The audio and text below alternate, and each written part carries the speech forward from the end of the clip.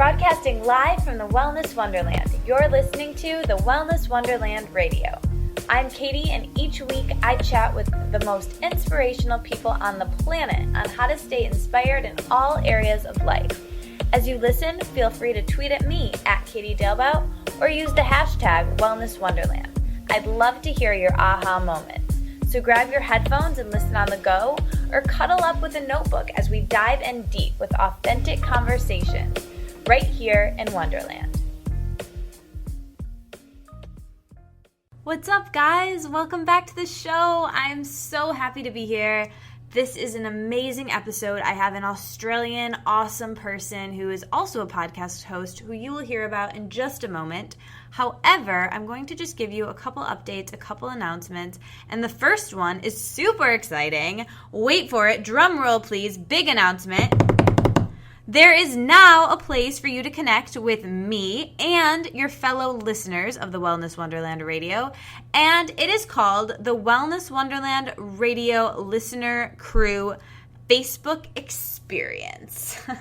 Actually, it's just a Facebook group. However, it's amazing, and there's already like 100 of you, us, in there, building community, talking about the episodes, talking about our favorite episodes, pulling out quotes, discussing, meeting each other. You guys were even like planning a meetup in the cities that you lived in, which I loved, and that's exactly what I wanted in this, just like I say in that funny little outro, so we can all hang out there and talk about how inspired we really are, right? And how we're going to apply it in our daily lives. You guys, hopefully you know that little intro, and if you're new, you will very, very soon.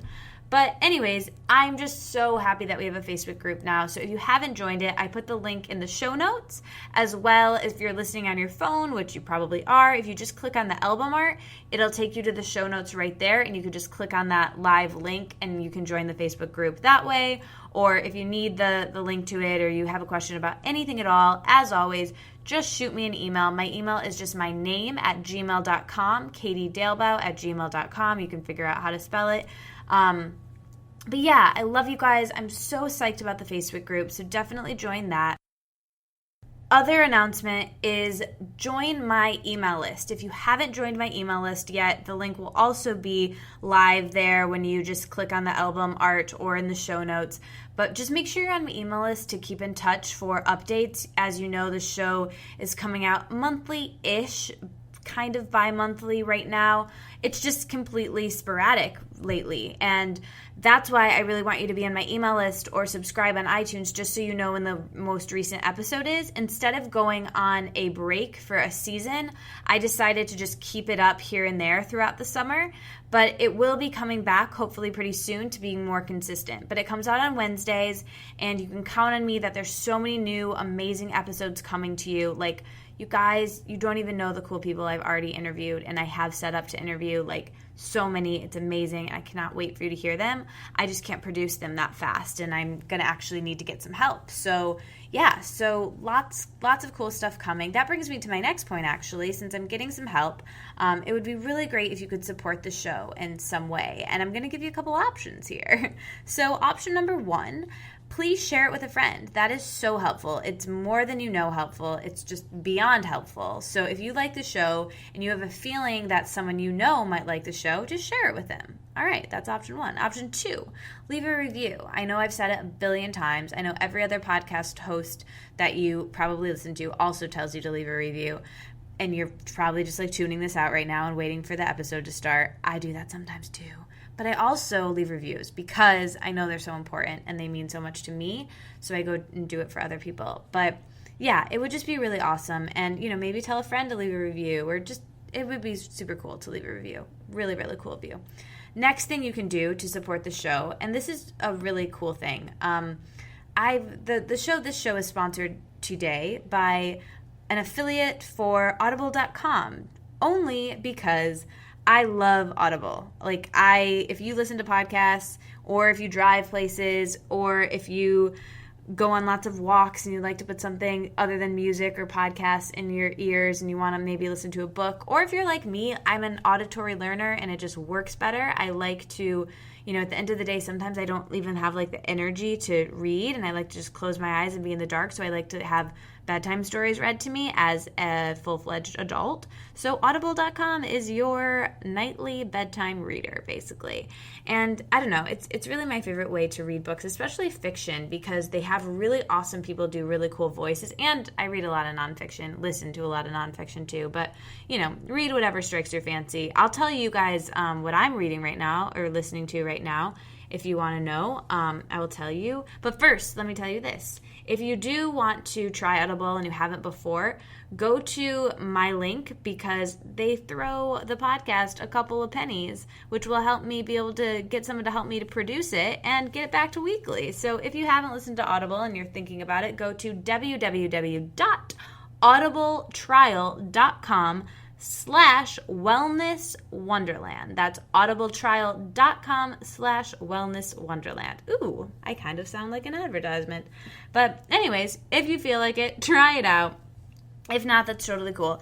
But let me tell you what I'm listening to right now, you guys. So it is a fiction book, and it's called The Royal We. And I'm really loving it. It's completely fiction, like I said, but it is based on William and Kate very, very loosely, as if Kate had been an American exchange student named Bex and Will was named Nick. That's kind of what it is, but it's awesome and it's funny and I'm really enjoying it.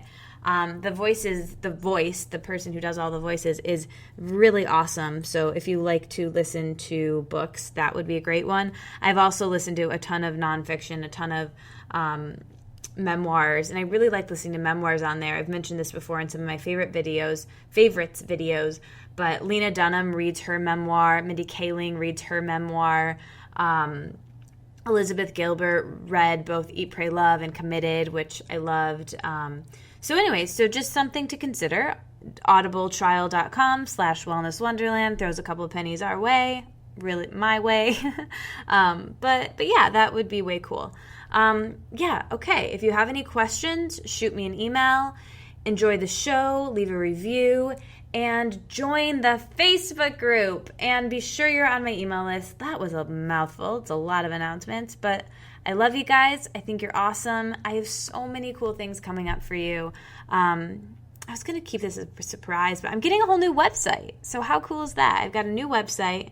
I got a new book coming out. You guys already know the date, but I don't know. Mark your calendar. April 5th, 2016. Cannot wait. I'm in the editing process right now. I'm enjoying the summer, and I hope you are too. And I will talk to you guys really soon in the episode with Lucy. Enjoy.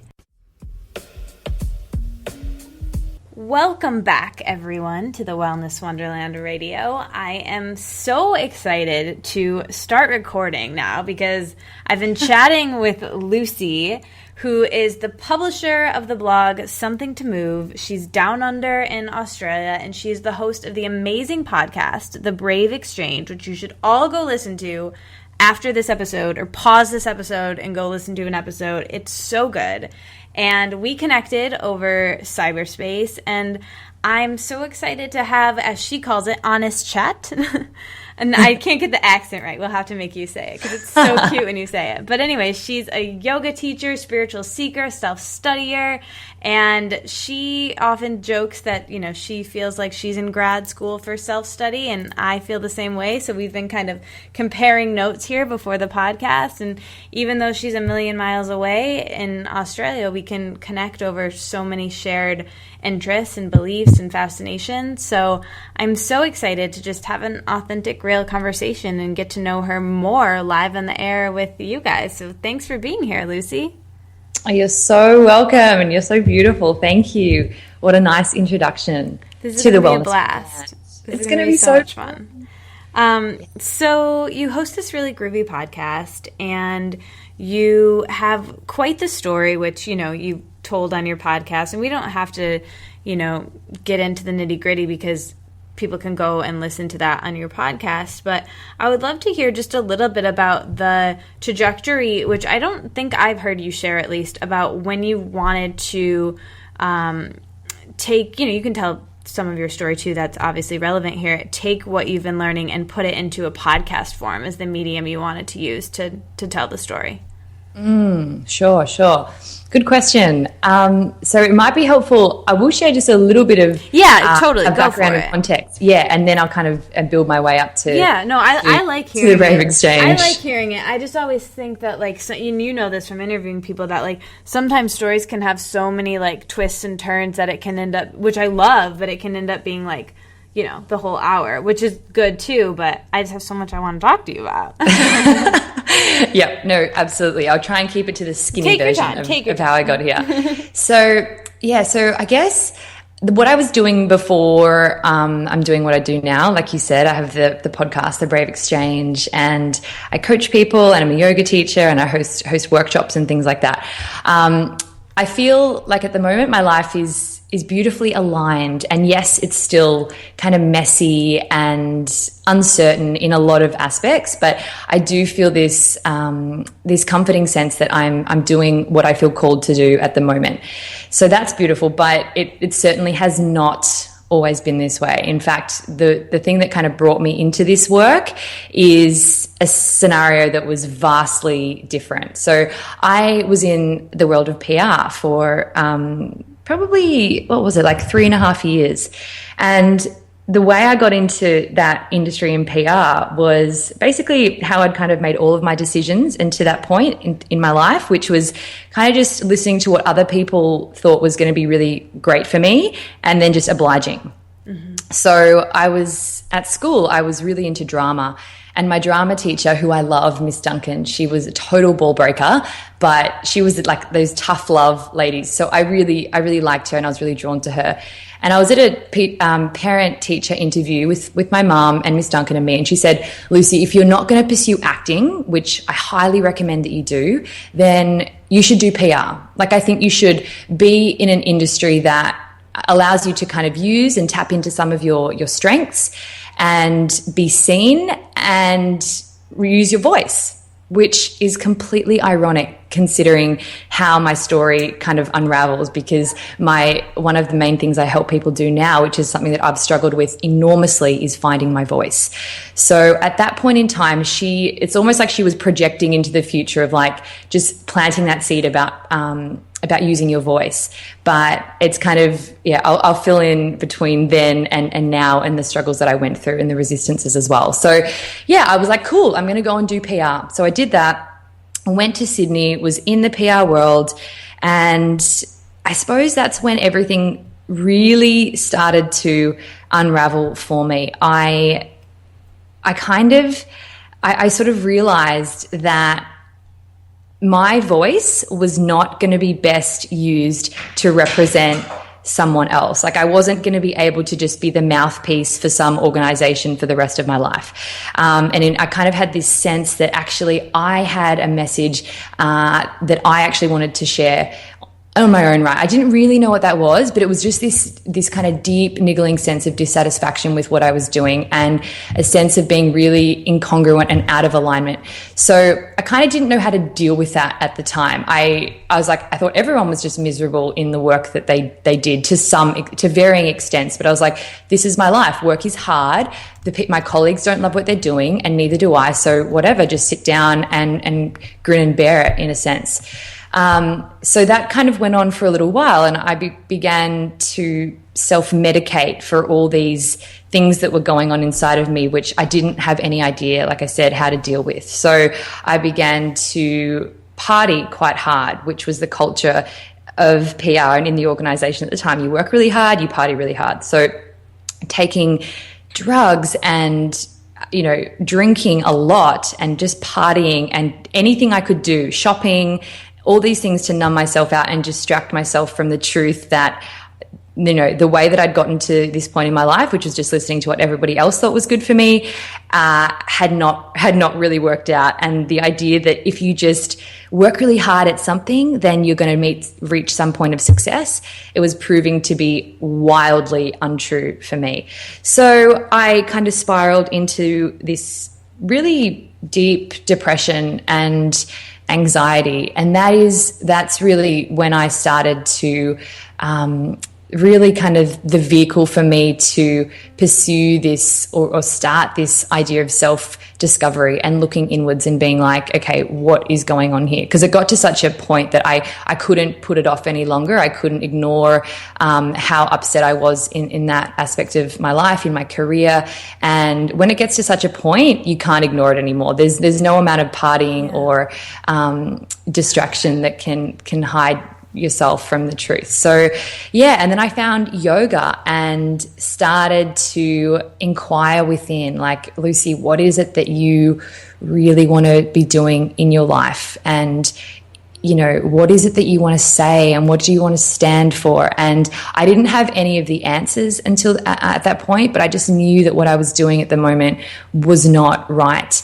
And so it was like one very raw and vulnerable night. I was sort of lying on my my bedroom floor and just crying, and I just kind of rocking myself there crying, and I kind of made a decision at that point that I didn't know exactly what would come next, but the worst possible thing that could happen at this point was that nothing would change. And when stuff gets that bad, when the worst thing that happens is that things will stay the same, then you get up and you move. And this innate inner strength and this inert strength within you just erupts in that moment. And I kind of pulled myself out of it. There was kind of lots of steps I took to get myself out of that. But anyway, so then I decided to leave PR, and I had no idea at this point what I was going to do next. I went over to Cambodia and did some volunteering, which is something that I'd felt called to do for a really long time.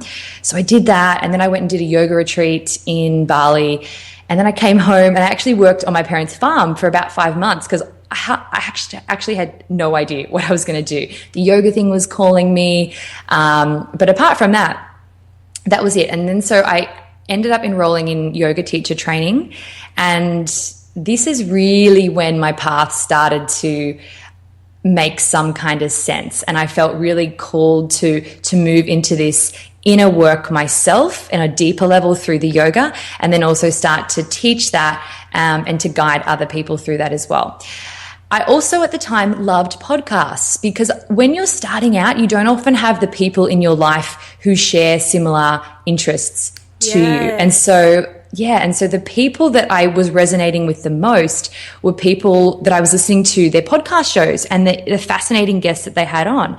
And so I became like this podcast junkie in a sense, and I really connected with it, and having these open conversations about how people had overcome their own inner doubts, fears and resistance to get to where they were, and how they'd really found their own voice in the world and what they wanted to do and share. And so I was just completely obsessed with this podcast world that I hadn't previously had any exposure to. And then so the seed kind of just was planted there, and over time I just became more and more convinced that, hey, I have a story.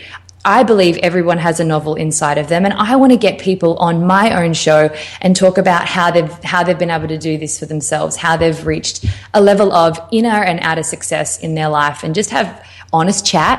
I love it. My favorite phrase.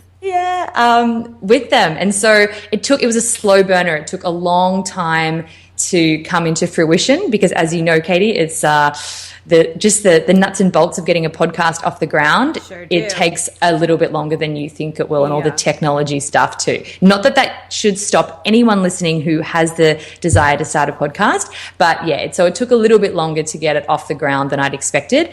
But alas, it did come into fruition as the Brave Exchange about 6 months after the initial seed was planted. And that's one of my favorite mediums now to share my voice, my reconnected to more authentic voice, and share the stories of other people too, which I absolutely love doing. That's such a great story. So what were some of the podcasts that inspired you early on when you... The ones that I was listening to? Yeah, sure. So one of them, the very first one that I came across it's called The Wellness Guys. Yeah. Have you heard of that? Yeah, and I loved it too. I feel like it was like, he talked about this on your podcast, which you can talk about in a second, how the founder, I think, was on like your first episode, right? Yeah, Lawrence Tam. Which is so cool, and he's like such a cool dude. But I feel like that was one of the first ever podcasts like that I even knew of that existed. The Wellness Guys? Yeah. Yeah. I randomly like found it, and I was like, yeah, I thought it was really cool.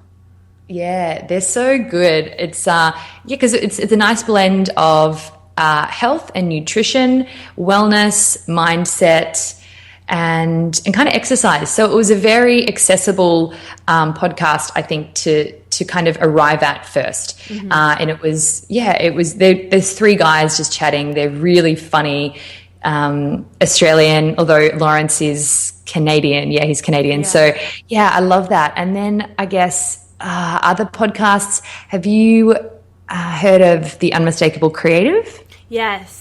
Yeah, so I fell in love with that podcast as well, which has been around for a long time. Fascinating stories that come out of that podcast. So loved that. And then I think there was just different entrepreneurial type podcasts as well that I became really interested in the beginning. I had a ton, many. Yeah, it's funny how we just like, I always say this too, you know, like I'm an auditory learner, so I really like Audible and like listening to books, and I like, learning in this way. That's why I listen to so many podcasts, and I like listening to books. I like conversation, and I think conversation's like a really lost art to have these long form conversations, because I think in videos, like we're asking people for their undivided attention to like sit and watch something, even though people, are probably like have 12 tabs open on their computer screen while they're like eating and like, walking all at the same time or something. But yep. I think with video, like it's more like you have to put it all into these like nice little sound bites. Whereas with audio, it's something that like it doesn't have to be so polished and professional. Even just right now, like we're not, I don't have to make a script for this. I don't have to prepare anything for this. Like, especially when I only interview people I'm really into, and like I would want to follow their work anyways. And there's no preparation necessary, I just like, I know exactly what I want to ask you because it's going to come to me, and because I am a connoisseur of your work. And like, I've had people, I don't know if I've ever shared this before, but like at the beginning, not at the beginning, but after a while, I had a bunch of people start to come to me and be like, hey, can I come on your show? Like, I have this book coming out. Can I promote this book on your show? Can I come on your show? And at first, like, I just thought it was really cool that they like knew about my show, that like anyone was listening. So I was like, yes, of course, And I started to like interview them, and I was like, wait, like I'm not even into this. And I didn't air those because I look at myself as a curator for my audience, and they're not going to trust me if I have someone on that like I'm not even into, and I don't even, think that I respected these people, but I wasn't a fangirl of these people. So I find that like I will only have people on my show that I'm a legit fangirl of. I'm knowledgeable of their work. I would go to their website anyways, not to like sit and prepare for a podcast. And I see that for sure. You hold your guests to the level, that standard that you hold high. And like even if it's someone I don't know, like a name I see on iTunes that I have no idea who it is, I'll listen to it because Lucy picked them, so they must be cool. And I hope that's the way people feel about my podcast. Even if it's a name that they might not know, they'll trust me enough because I'm sure there's I've had so many that I'm sure there's like episodes people like better than other episodes, just because we all have different tastes. And I, to be honest, have episodes of my podcast that I like better than different ones. But they'll trust me that like, even if it's a name they don't know, it's going to be a caliber that's like in line with the other podcasts. And I found so many people I had no idea who they were from listening to your podcast, and that I'm like obsessed with now. Lisa Messenger is like the main one. Oh yeah, isn't she brilliant? My God, Lucy. Yeah, she's so lovely. That that episode was so good. And then I became obsessed with her. Like, I cyber stalked her like crazy. And everyone has to go listen to that episode. We'll put it in the show notes. But basically, Lisa Messenger is and Lucy, you can talk about this, but she's the editor-in-chief of the Collective Hub, and she's so cool, and you just did an amazing job interviewing her, and I just was really struck by how real she was, and how just, like, down-to-earth and, like, casual and cool, and everyone on your podcast, every guest you have on the podcast is that way with you, because it's the energy that you come to as the host, and you know, it's just something that I learn from and think is really awesome. And your guests are really diverse as well. Yeah. Thank you so much. That's so lovely of you to say. And I feel the exact same way about the Wellness Wonderland. Absolutely. But you're right, particularly about the thing about when you're interviewing someone, and it's almost like you realize there's a point in the interview you realize this ain't going to fly with my audience. Yeah. And I've done that too. There are some interviews that I haven't aired for that exact reason, because it's not, I can't stand by that piece of work and that conversation and be like, this is authentically me, and this is something that I want to share with you guys, because similar to the standard that you have, and I hear you talk to your audience about this all the time, that you kind of pledge to them that I will always show up to be authentically me, the messy, the ugly, the great, the energized, in all the different forms that authentically me takes on any given day. You pledge to show up and be that. And you're right, some of the interviews just don't feel that way. As much as you try and hold space for someone to share their story, and you know, to be really honest, because that's a skill in itself that you learn when you start podcasting, is to really help people to move away from like the scripts that they have, because you know how a lot of people have certain scripts for how they tell their story and the different key messages, and you hear them dropped in again and again and again. And for me, I'm like, people can just jump onto their website and see that. We don't want to hear about that. We want to hear about the stuff that comes to them on the fly, and that talks to the whole thing about, that's the beauty of a podcast, is that the long form interviews give us the opportunity to go and meander in different pockets of experiences and tell different stories that otherwise we wouldn't really tell, because they might not fit that perfectly polished soundbite that we'd give on like a 5-minute video blog or something. So I couldn't agree more. Well said. That's exactly how I feel. And I was doing a webinar with a friend a couple of weeks ago, and I think she may have asked me like my favorite thing to do, and I said interviewing, and I didn't just mean like interviewing like I'm doing right now with you. I meant like listening to interviews, period. Yes. Because I love listening to interviews, and like that's all I do in my free time. Like I'm constantly on YouTube or iTunes or whatever, and you know, I kind of even use the podcast as like an excuse for me to immerse myself in a person before they come on my show.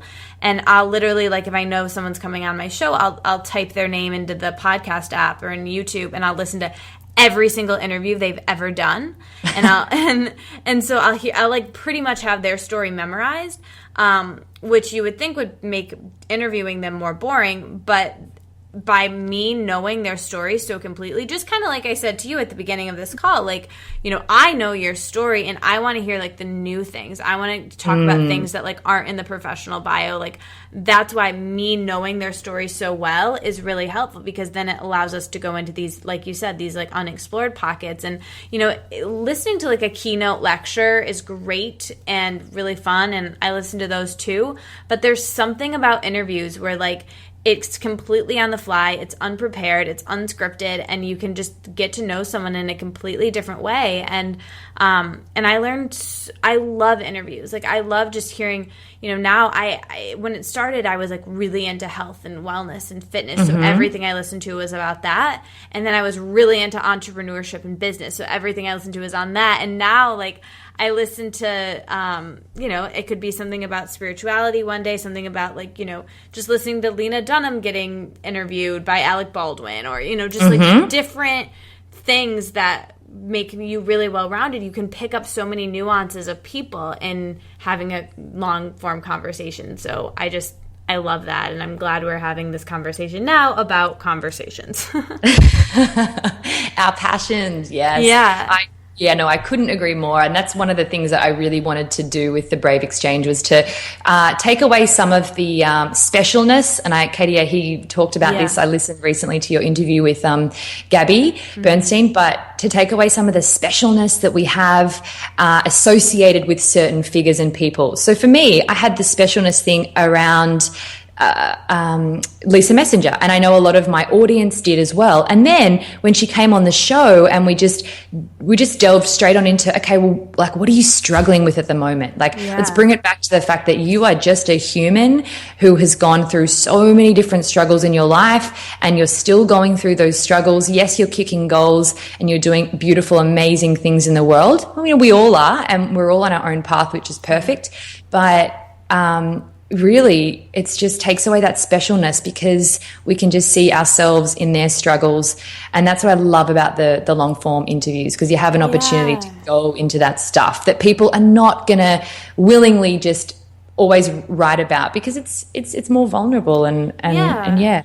And if they're asked to give a keynote or write an article or put out their professional bio, like, it's not appropriate for them to talk about what they're struggling about. So, like, this is the only platform that they have to do that. And you're giving them the space. So it's probably cathartic for them too. And, yes. I think that, like, how you related to Lisa Messenger was a lot of how I related, and still to a degree relate to Gabby, but like, I did that interview with her very early on, and now it's been, years since then. And, now, like, of course she's still special to me. Like, of course she's still a mentor, but I also look at her, I've taken her off the pedestal, I look at her more as a peer. I look at her more as like, okay, she's just a person. She's like really groovy and awesome, but she's just a person, just like you and me and like Wayne Dyer and like, everyone. They're just people. And I think when you can just like humanize people and like sit down and have a conversation, it's awesome. And then I think, there's something to be said for like being a fangirl too, because I don't think there's any shame in that. Also, like, I'm really big in like sharing that, like, I love people's work, and I'm not going to like sit and pretend that, it's no big deal. Like, I think it's a balance, it's a dance between like being a fan and then understanding that we're all special. We all have the same gifts. We're all peers. Like, we literally are all made from the same materials, and just really humbly having conversations with people from this authentic place of equality. Amen. Yeah. I love that. And I just could echo everything that you just said. Yeah. I believe in the power of that wholeheartedly. And just to touch on the thing you said about, it's cathartic for the person you're interviewing to just kind of let their stuff out. That's so true. I heard someone say recently, a good interview is like a good therapy session. Yeah. And that's so true.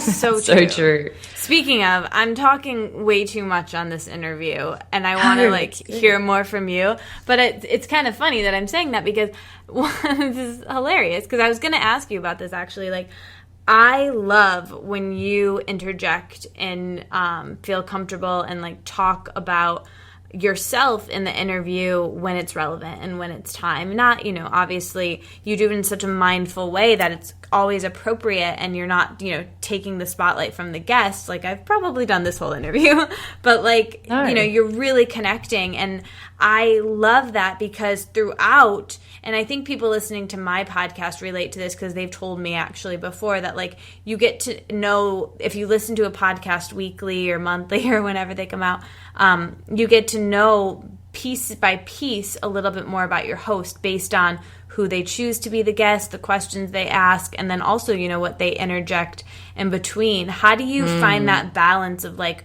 when to interject your story, and how do you kind of like format your questions, and how, like, I would love to know your process of like choosing your guests, curating the content, knowing what you want to ask those guests. Could you take us into that a little? Sure. Yeah, I'd be very happy to. So I think it's a great question, because when I began with the podcast, I spoke to a couple of people. I spoke to people who had their own podcasts, and I was told a myriad of different things to do, not to do, not to do, as you're always told, right? Yeah. So one person in particular told me, oh, you need to definitely script all of your questions. Like, you need to have, it'd be great to do, have you heard of, John Lee Dumas, who does Entrepreneur on Fire? Yeah. So how it's the same format every single interview, and he asks the same questions. And so that's actually what I was going to do for the Brave Exchange in the beginning. I was going to have the standard question format and just go through them with all of my different guests. But I think when you start doing something that you just know, even though you think, I don't maybe have the skills to just interview on the fly, and can I trust myself enough to be the curator for this story in a very natural and organic way, because that's how my interviews flow, and I know that's how your interviews tend to flow as well. I had a bit of struggle trusting that I could actually do that in the beginning, but it's really comes down to being present in the moment. And I think you touched on a beautiful point, which is that when you have a really strong understanding of that person and you've been in their story for a little while doing your research, then you've got that information. I think for me personally, it's important that I have that grounding and understanding, but then I put that to the side when I'm in my interview space, because it's very important to be present. Yes. And I remind myself of this before I get on a call, before I'm interviewing someone. It's like, okay, you've got an idea of where you think the interview is going to go, but where the interview evolves to is where it actually needs to go to. So I try and pick up on what people say, and people often say things in a way that they imply that one small little thing is really important to them in their journey. So I try and look out for the things that repetitive themes that they touch on when they're talking to me in their story, or something that they'll say with a bit of a tone to it, like it's really important, formative part of their story. And then I'll kind of note that down and go back and be like, let's dig into this area that you brought up. What does that mean to you? And I think it's something that you develop that skill over time, because listening, the ability to listen to someone and not interject with your own story and your own projection of their experience is something that you develop. It's kind of an art form that I've become super interested in, really, really interested in this art of interviewing. And now I have so much more respect for the great interviewers that you see, like on the TV and on the radio, because you're like, gosh, when someone's telling you a story that is wholesome and real and risky, then you're like, that is because the interviewer has created this space and asked a really skillful question. So now I listen to interviews going, wow, if this is a great interview, that interviewer rocks. And which is what I get when I listen to your interviews, Katie, too. So that's awesome. So yes, I think I have a routine of really understanding my guest, and I do that for, depending on who they are, a couple of hours maybe, but some people I just know really well, so I don't need to spend that formalized time getting to know them. But I'll do that for a little while, and I'll think about kind of questions that just naturally come up for me. I'll jot those down, and then I try and put that to the side and be in the moment when I'm interviewing. And in terms of the balance of how much of myself I share versus how much of I want to hear of them, that is just a moment-to-moment thing. I try and, as much as possible, just relate to what they're saying, not in a contrived way, but just I get that. And like when that happened to me in my life in this point. And then I think it just helps the conversation to be two-sided, because that's important too. The two-sided conversation is what makes an interview compelling and interesting, I believe anyway. Yeah, and I think for sure for the audience, and then also I think for the interviewee, the person in the hot seat, it makes them feel more comfortable. It's not like a documentary style where it's like, how do you feel about that? And then no reaction. How do you feel about that? No reaction, Yes. I think as being someone, like, I'm not interviewed often, but like when I am, like, I definitely love when someone's like, yes, you're a good point, or like, I can relate. Mm-hmm. Like, it's just, then I'll want to say more, and I think that's a good skill to have. I find that, like, for me, I've learned more about interviewing from just listening to interviews than anything else. Like, like we were saying, I listen to a lot of podcasts, a lot of summits, like, and I learned from those people. I studied journalism in school, but I always loved doing interviews. Like, I would, when we were having to cover local news, like, I would do my friends' homework for them. Like I would call the fire station and just like ask them what I'm curious about. And and I think that like when I have this kind of like dream list of people I want to interview, in my mind I'll have like, what would I, if I was sitting down and just like having a coffee with this person, what would I ask them? And it's like, and for me, like that was my motivation in starting the podcast, was just like people I wanted to talk to, and this gave me an excuse, you know? Yes. Yeah. So, and what I love about, sorry to interject, but what I love about your podcast in particular is something that I've learned along the way, is you've got lots of different people at different levels of their journey. You know, you've got the Gabbies, and then you've got people who are just kind of starting out. But what you can understand when you start to interview people is some of the best interviews I've done are with people who perhaps not everyone knows about. Yeah. You know, the person that you think is going to be just so good and blow it out of the water. Yeah. Sometimes they actually, you know, their interview is just okay or whatever. But someone who's on the rise, like you said, sometimes they come out with just the most interesting stuff to say and the stories to tell. So you develop this ability to not prejudice your selection of guests based on who's, you know, really crushing it in this industry, but you develop a bit of an eye for their story and what they could be, their sort of potential, rather than what they are at the moment. And I think it's a skill to be able to bring that out in an interview and just allow them to have their space to tell their story. So yeah, and I think that's where like us being curators comes in, you know, like it's our job it's our responsibility to like find that like niche blogger that's like actually really cool that we want to give a platform to, you know, and that might like really help and also just be amazing conversation. And so I think that that's awesome. So let's kind of like tie this all in a pretty bow for people. So we've given a lot of advice about like once you have a podcast and interviewing, but what would you say advice to someone who's thinking about wanting to start a podcast, maybe has trouble overcoming the fear and resistance about finding their voice? What are some of your top tips for helping people find their voice, and tie into that if you can? I know this is a lot, but starting a podcast, if that is something that people would want to do. Sure. Yeah, great question. So I think just to start with the podcast thing in the beginning, it might be helpful just to share that I was petrified, absolutely terrified to share my voice, in a very literal sense, you know, like your voice. I think often people have a fear of the sound of their own voice, and just getting over that is sometimes a huge deal for people. So, and it was absolutely the case for me. I didn't feel ready necessarily or confident when I started my podcast. I just did it. And I've heard you talk about that too, Katie. You just did it, because confidence, I've learned in my life, confidence is never like a precondition. It's always a consequence of doing something before you're ready. So I would suggest to people that if you've got that calling in you that's like niggling, you know, start that podcast. And then of course you've probably got the other voice that's saying, yeah, but like you're not that articulate, and, you know, it's already been done and there are so many podcasts out there already. And what would I say? What's my voice? What's my beautifully honed and succinct message?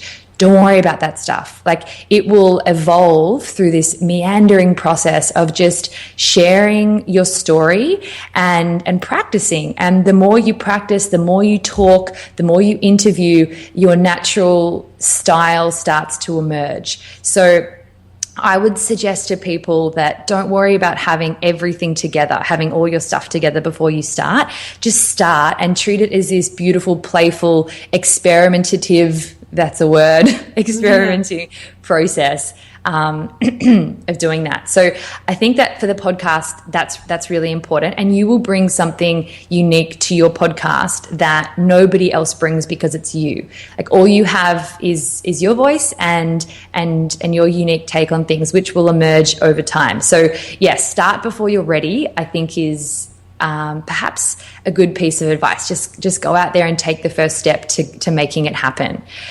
So that's sort of on the podcast side of things. And then you asked about finding your voice, which of course ties into that closely. But that's one of the things that I have struggled with in my own life, to find this kind of elusive thing that we call voice.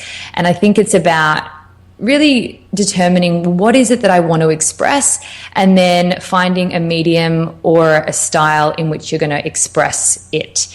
And it's a process I've found to be one of, self-discovery and really tuning in and paying attention to your own inner inclinations and desires and thoughts that you might previously have just been that's stupid, I can't believe I would think that I could do that, or it's been done, or all the different doubts that come up around the things that you feel intuitively inclined towards. There's always a doubt that comes up around that. So tuning in and then trying to work out what is the fear voice around this, what is my mean girl telling me, my ego telling me, but then what's more true? What do I really feel compelled to share and say? And I think a great question to ask yourself when it comes to that is, what would I stand for if I knew that nobody would judge me?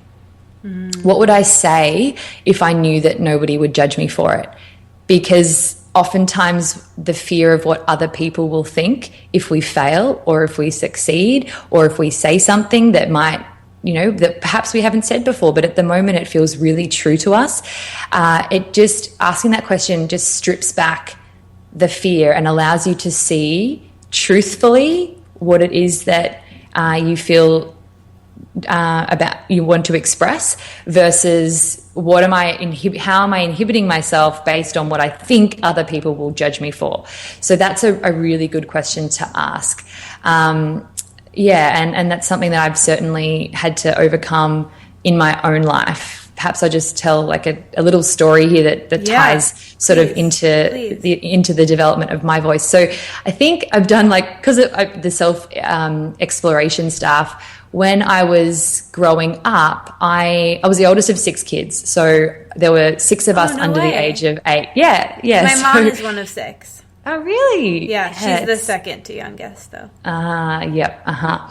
And so I can kind of trace this need for external approval all the way back to my childhood. And that's what I mean about, fear of what other people are going to think when we're trying to find our voice is one of the things that inhibits us. So I, from a very young age, being the eldest, we were all spectacularly unique, all of us kids, and it was just so much going on, and there was fighting, and it was really fun, but it was kind of a mess. And if someone didn't take on the role of sort of neutralizing that charge in the family unit and trying to bring everyone together into this harmonious unit, then we would have just imploded on ourselves. So I took the role of being that harmonizer. So I would, if people were fighting, I would go and try and be the mediator between that argument. Anyway, there's nothing wrong at all with being this diplomatic figure, and I just naturally took on that role. But what I learned really early on, and it was a reward system that I internalized, which was that if you can just keep everyone else happy, then you will receive love and praise and approval. So it was just this micro seed that was planted there that became bigger and bigger and bigger. If I just keep other people happy, and if I just say what I think they want to hear to make them feel good about themselves, then even if it's the expense of what you really feel and what you really want to say, then that's good. That's perfect. That's what you need to do. And so then I spent my 20s trying to unravel that disempowering belief system that if I just keep everyone else happy, then I will be okay, and I will be loved, and I will be approved of. And then I had this huge attachment to external approval because of that. And so in developing your voice, whilst my story is unique, I think that everyone to some extent has at some point they've picked up that getting external approval is a really good thing. Yeah. And so then we're really attached to that, and that inhibits the expression of what we really want to say, whether it's going to upset someone or be a little bit confronting or ruffle some feathers. I think it's very important to just distinguish what's my old stuff, a fear of upsetting someone versus like, what do I really need to say? Because you're going to upset someone or push someone's buttons, regardless of whether you are being in your true power and being authentically you and expressing yourself, or if you're not. You know, people are going to judge you anyway. So that, I think, is a really helpful thing to keep in mind when developing your voice and finding your unique, wonderful voice. That's really, really great advice. And I think while your story is unique to you in a lot of ways, I echo that, and I'm an only child, and I think just regardless, we all want external approval. You know, we all want to be loved and accepted. I think at the end of the day, we all want to feel good enough. I think that's what all of this comes down to. All of anybody's struggles with anything comes down to not feeling good enough. And it's really sad, but I think it's also like our journey and our path to like figure out how to feel good enough and then share that and keep doing it and doing it and doing it. And at the end of the day, the way to feel good enough is through yourself, not through anyone else. You know, it would almost be easier if it could be a different way, but it's not. It's about not finding that external validation and somehow pulling it out of somewhere and finding it within you. So your story is like such a beautiful journey to that. And I hope that we inspire people to start some more podcasts and let us know. We can't wait to listen. Yeah, absolutely. I can't recommend starting a podcast enough to people. I think, and it'll be good to, because I'm about to interview you as well. So we'll just share on our different platforms, on our different podcasts, our own experience with starting, because, you know, we went through a ton of fear and challenges and resistance as well. So don't think that if you're facing that at the moment, then it's a sign that you're not ready or not to do it. It's a sign that you should do it. I'm all about like recoding the fear and the relationship with fear. And the stronger the fear, the more resistance there is, the stronger the pull and to actually go in that direction. It's like, you know, Stephen Pressfield talks about the resistance and fear being like a compass for what you most need to do. And for the most important thing for your own growth and evolution is often the thing that you feel the most fear and resistance towards. So use that and go forth. If it's a little seed inside you at the moment, or if you're you're in the process of getting all the tech stuff happening, just keep going. Know that you're so not alone. And feel free to email me if you want to talk about your, the process of getting a podcast up and running. I'm more than happy to help people with what I've done, with the things that I've learned along the way. So, Yeah, amazing. And likewise, me too. We should make a course or something. We should chat offline. Yeah, we should. It's I think a cool idea. Definitely. But yeah, that's all great advice. And this is so cool to talk on a podcast about a podcast. This is way cool. I know. But I want to talk a bit. This goes by so fast. Isn't it crazy how fast the time goes? They do. But I really want to hear more about you, about the beautiful Lucy behind the podcast. And I'm kind of going to ask you a question that you ask people, which is so telling and so eye-opening. And honestly, I think that's why it's called the Brave Exchange, because of this question, which is, what are you facing right now that is tough? And I ask a version of that, and, I'll turn this on you and say that, what are you doing right now that you're afraid of, but you're challenging yourself with and you're doing anyways? Great question. Okay, so the question is, what am I doing at the moment, challenging myself with that I'm fearful of at the moment? Yeah. Yeah. Okay. Look, I think it's a couple of things. One, because this whole journey of really coming into your own, in a sense, and embracing your voice and your truth is something. It is an evolutionary process that I'm discovering it to be. It's not something that you're like, okay, cool, I've found how to be me authentically, and now it's done. The work is done, which is kind of what I subconsciously thought. It was like, I'll just find me and then it'll be just effortless to express me all the time.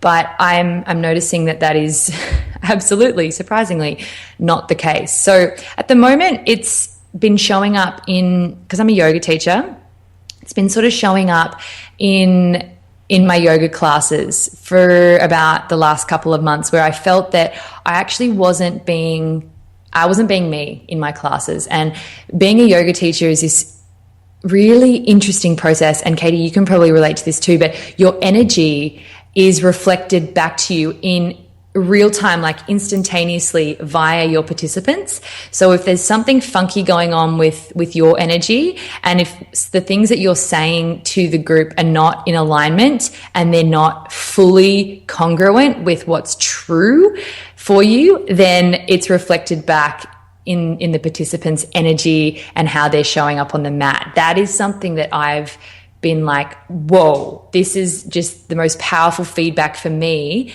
being in the yoga in a yoga class. So what was happening was that I was kind of getting a little bit of pushback. And I only really told this to a couple of really close friends, but I think it's important to share the struggles that we go through with other people too. So I wasn't feeling like myself, and I felt like I just lost my voice in the yoga space. So I've kind of been on this journey really recently of dropping the things that you normally say in a yoga class or that you hear other teachers say, and dropping the idea of what you should do in a yoga class and what you think your students want to hear and what they want to do, and just dropping that and being and doing and saying what is right for you in that moment. I got to a stage where I'd almost like script what I was going to say, like the meditation in the beginning, and then I'd script like what I was going to say when we were in child's pose halfway through, and it just wasn't landing. And so I'm grateful for that I went through this kind of like crisis with my voice, because now I'm challenging myself to be in my fullest presence, like be really present in the class and just say and do and be what comes to me in the moment.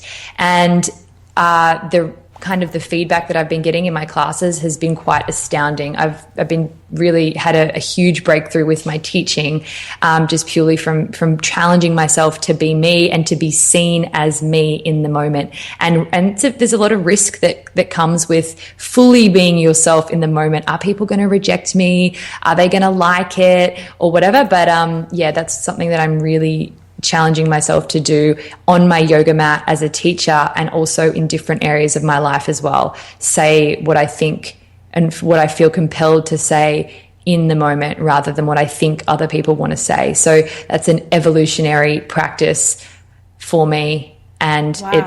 It's never going to end, I don't think. So it's a beautiful process. And I don't think it'll end either. I think it's just part of the journey. But that's so interesting that you bring that up, because, I think what you're really saying is being present and real in all areas of your life. And I think a lot of us can relate to that. Like, we put on different hats for different people. Like, you have, the hat that you wear, the mask, that's a better analogy, that you wear on your podcast, and you're really open and beautiful. And then you put a different mask on when you go to the yoga studio, and then when you're with your family, and then when you're with your boyfriend, and then, all these different places. And I've definitely noticed that too. And just, as a yoga teacher, like, I have to just tell you this, because I relate to that so much. Like, when I first started teaching yoga, I was in like my hometown where I had practiced yoga forever, and I learned from my teacher there. And it was kind of like the joke of like, oh, you're like a mini Jen, like you teach just like her. I had like all of her one-liners, like I just like, and I thought that was the biggest compliment, and that was fine. And like, I was teaching a lot at that time. It was after college, and like I was exclusively teaching yoga. And I was just like, I would use all the same lines all the time. And then I moved here, and now, I do so much. I teach one day a week, and it's just, to keep it going. Sunday mornings, it's like Wellness Wonderland Church. Come if you're listening and you're close by. But I walk in there, and it's like the Katie show now. And it's basically a time for me to like, get on my soapbox and be myself and talk about, the stuff that I'm into, and like say the quotes that are inspiring me, and like do the like weird postures. Like sometimes we'll be dancing and moving and like just doing whatever and I'll blend, you know, Kundalini and Vinyasa and like all sorts of breathing techniques, and I become so much more authentic. But like if I were to go back to my old studio, it's something that like I would have to check myself with and be like, am I just going to revert to like my old ways? And I find myself struggling with that exact same thing. Like sometimes I'll just start to use those same one-liners that I like know, or like teach that same flow that like I've done a billion times or whatever, because I'm scared. Or I wonder if you can relate to this. Like sometimes I'll have a person in my class who like I know or, you know, whatever. And every time I teach something, I'm like, what'd they think of that? What'd they think of that? Yeah. And I'm like teaching the class for that one person. And I really have to check myself now. Or if it's like a new person, I'm like, I hope they come back. I'm like, you know, I got to do all the good stuff today. Or, you know, and it's like with being a yoga teacher, it's like I think you really have to come in there with presence and just, you know, that's why I think, you know, some teachers say to plan classes, like my teacher didn't tell us to do that, and I can't do that because, and I don't, you know, say what you will, but I think that like just going in there and being so in the moment with like what people need in that exact moment and reading the room is so crucial, and they'll have a better experience, and then you'll have a better experience because you're going to have more fun if you're doing a good job and if you're like yourself, because if you're not being yourself there, then you're going to feel gross. Yeah. Absolutely. I completely agree with that. And particularly about the one person that you end up teaching to that one person. You've done that too. Why do we do that? I know. Or like when you have a teacher in your class or, and you just, something tightens up. And every time I'm like, what do they think of that? You know, I'm literally like looking over. Yeah, no, definitely. And the other thing is that it's a beautiful practice and challenging. I say beautiful, but really challenging and telling practice of non-attachment and just being detached and really, really learning to be detached from what you think other people are thinking about you. Because in a class, because now I have a whole new respect for yoga teachers too, being one myself, is that you'll get people who will give you the look. They'll give you like this look, this kind of greasy look, or like, no, hell no, I'm not doing that, or who do you think you are, whatever. But essentially you're mind reading. And that's what I learned that I was doing. They're not necessarily thinking badly about you. They might have something in their day that's gone really bad. They might be dealing with a breakup. They might have, their mum might be really sick. Like you don't know what they come into the room with. And our ego really likes to personalize everything. And that was something, and it is something that I'm practicing as a teacher, is to not associate their body language and the different looks that they might give me and the different vibe that they might send off, not associate that with something that I've done wrong or a personal opinion that they have about me.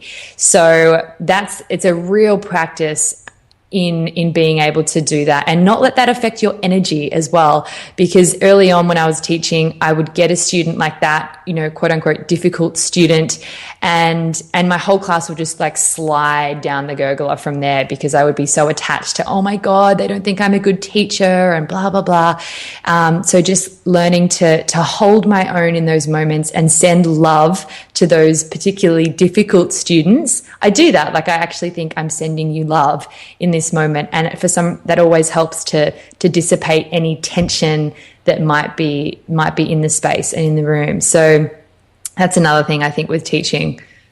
Yeah, that's such a good point. And it's like we can kind of tie this all back into what we were saying at the beginning, like the energy that you bring to the interview sets the tone for the energy of the interview, and the energy that you bring to the yoga room is this energy that sets the tone, you know, as the teacher, as the leader, as the guide.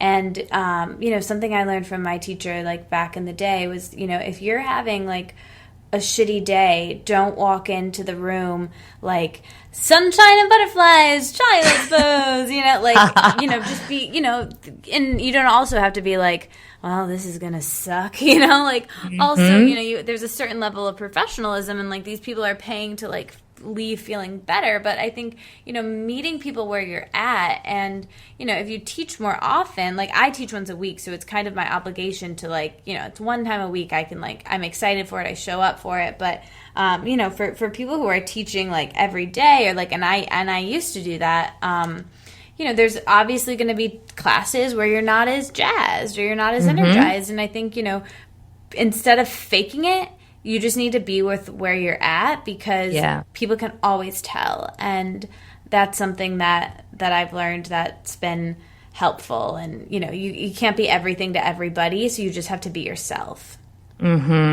Exactly. And then, of course, that transfers to everything that you do, huh? Exactly. Yeah. Whether you're teaching it. Exactly. Exactly. This has been such a juicy, amazing conversation. I know. I love it. I'm so excited that we don't actually have to hang up. I get to talk to you more after this. Yeah, me too.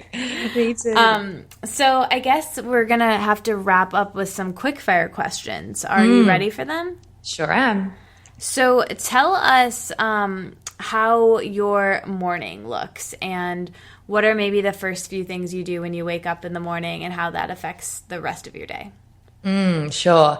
So I teach a lot of yoga really early in the morning. So often times it's jumping out of bed at 5 a.m.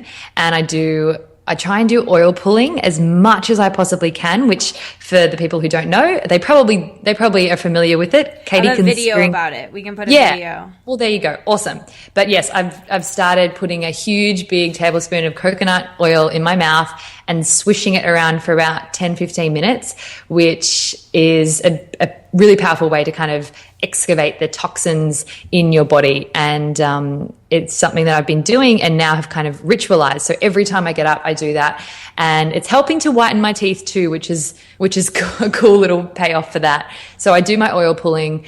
And, it's sometimes I try and do a meditation most mornings, but to be honest with you, it's not always before my yoga class. Sometimes I fit it a 5-minute, just sit and breathe for 5 minutes after my yoga class is a nice way to kind of pull your energy back in after teaching. And on the mornings that I don't have to get up and teach yoga, I do try and make it a little bit more of a sacred routine for me, because the teaching, it's a very giving industry, and you can sometimes give a little bit more of your energy and self out to others, and you need to be particularly mindful about filling up your own energy and taking care of yourself, which of course is the things that you're practicing and preaching to other people to do. So I try and be mindful to take that time when I'm not teaching in the morning to do something really nice for me, whether that's meditating, whether that's walking, because it's just getting into winter over here in Melbourne. I love walking in the morning when it's just crisp and you've got that coldness on your face and rosy red nose. I love that feeling to wake up to in the morning. So yeah, I walk, I meditate, I do my oil pulling, and it jumps around. Like some days I sleep in, and that's fine. I'm also really committed to this whole practice of being able to forgive yourself when you don't get up and do the quote unquote perfect morning routine. Like that's something that I've really been trying to practice more of. Cool, I didn't do it today. Maybe I just needed to sleep in and not do it. So just trusting that I do as much as I can of what I need to do in the moment with the energy that I have available at that point in time. For sure. Yeah. All about that self-compassion. I definitely went through a phase of that. Like I would ask this question to everyone, and I had suddenly like a list down to like the floor of all of these routines I needed to do that like would take me to like 4 p.m. of like oil pull, scrape the tongue, journal, meditate. Yeah. So, use it as a buffet and take what you will. And then, yes, it's all about, making yourself feel good. That's the whole point. And for your yoga class, you can't give what you don't have. Yeah. And just be okay with if this amazing habit of yours falls off the bandwagon with it. that's okay. Like, that is so okay. We try and work in absolutes and be like, I'm going to do that every single morning for the rest of my life. That felt so good.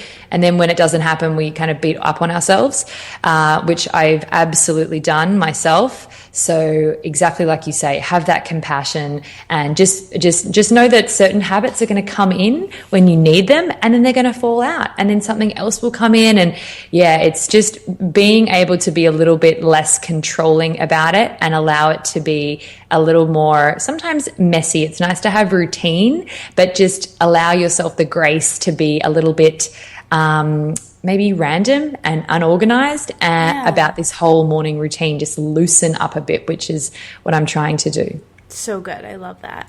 So what about the evenings? What are some of the last things you do before bed, and how do you wind down and relax at the end of the day? Yeah, I love to have a bath with Epsom salts, like magnesium. That is one of my favorite things to do, have a really hot bath and that's just a really nice way to wind down, particularly because it's freezing here at the moment in Melbourne. So I do that, and I do teach quite often in the evenings too. So after that, like last night, I was just so pumped and energized after my class that it takes me a while to kind of come down from that. So I often just lie down and put my legs up the wall. And that's a beautiful way to soothe your nervous system and to just really drop back into, parasympathetic nervous system, calms the mind and gets you ready for sleep. So that's something I've been doing quite a bit of lately, whether it's just lying in my bed and then just throwing my legs up the wall. It's really nice. I do that for about 5 or 10 minutes, or you just do it on the ground with your legs up the wall.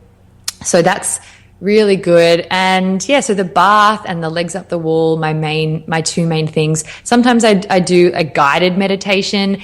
If I just feel like a deep sleep guided meditation, I use the app Meditation Oasis.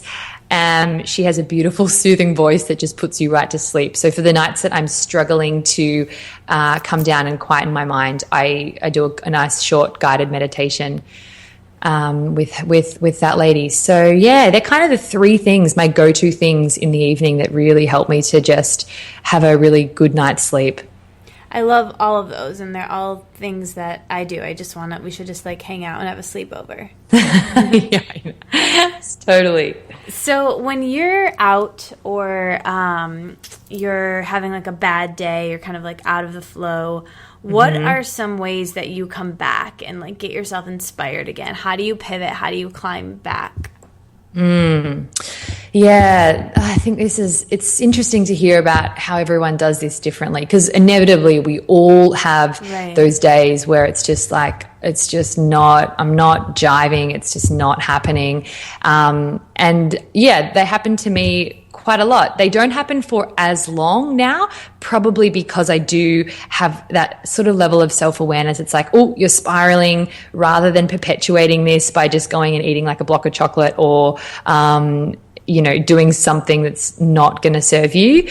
Trying to pattern interrupt as much as you can. And I'm human, so I don't always do these things, but as much as I can, I try and now be on my own team and try and be a companion, a helpful companion to myself when I'm feeling lousy, rather than be like beating up on myself and self-sabotaging, whether that's eating or just like binge watching TV or whatever. And those things, that they have a place too.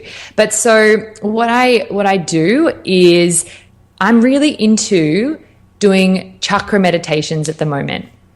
So there's a lady called Belinda Davidson, and it's a school of the modern mystics, and she's awesome. I really love her. I'm just kind of getting into her work at the moment, and she has some really nice guided chakra meditations. So going through the different energy centers in your body, and she talks about how if anything's out of balance in your life, often the root stem cause of that problem is because somewhere in you there's an imbalance in your energy in one of the kind of chakra points, the energy centers. So I like that idea, and I've been doing these balancing meditations that really help, and they're also an excuse to just go and lie down in bed and have someone like look after you and soothe you. It's not so much effort on your part. So I've been doing those.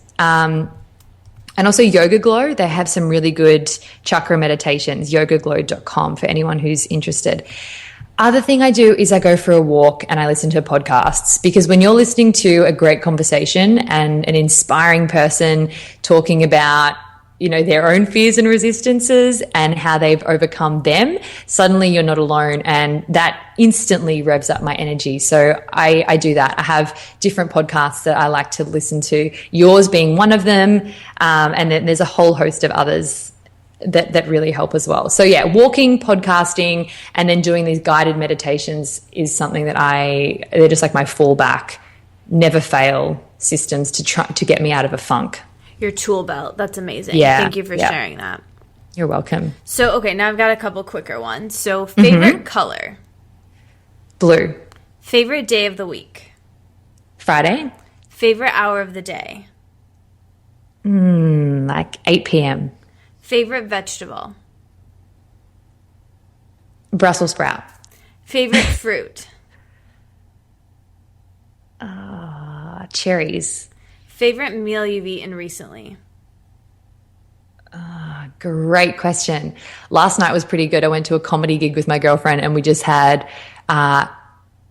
pulled pork and pork belly and soft shell crab and sort of lots of naughty stuff, but it was so good. Oh, fun. That's amazing. Yeah. I love that. When do you hear your intuition the most, usually? Yeah, when I'm running, when I'm exercising and running outside. Amazing. What superhero power would you have for a day if you could have one?